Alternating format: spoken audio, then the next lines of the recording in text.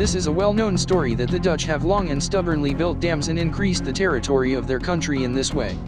But when you start reading all the details, all the difficulties that were associated with this process, you start to look at this historical action differently. After all, a third of the territory of modern Holland was recaptured from the sea. Let's find out in more detail how this happened. About 1/3 of the Netherlands lies below zero. But not only these lands would be flooded, if there were no dams.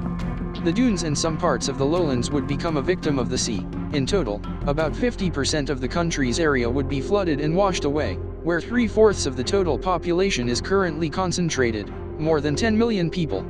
How did the Dutch manage to recapture such vast territories from the sea?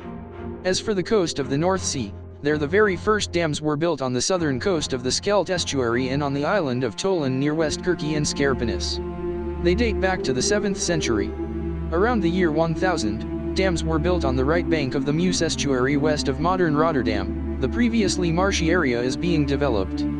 The first polders appear. This is the name in the Netherlands for plains of lowland conquered from the sea, lakes, or rivers and protected from them by dams.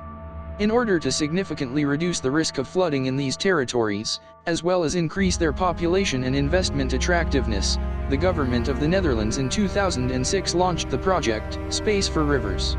3 key objectives were identified for the project. By 2015, all the channels of the Rhine should pass 16,000 cubic meters of water per second.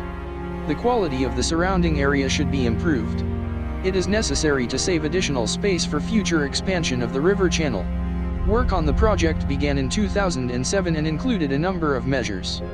Creation of special floodplains filled with water in case of floods. Dredging works. Creation of new reservoirs. Construction of spare river channels. The separation of dams from the riverbed. Deepening of breakwaters. Removal of obstacles to the water flow. Strengthening of dams. The Dutch history of human-water interactions is extremely interesting in many ways.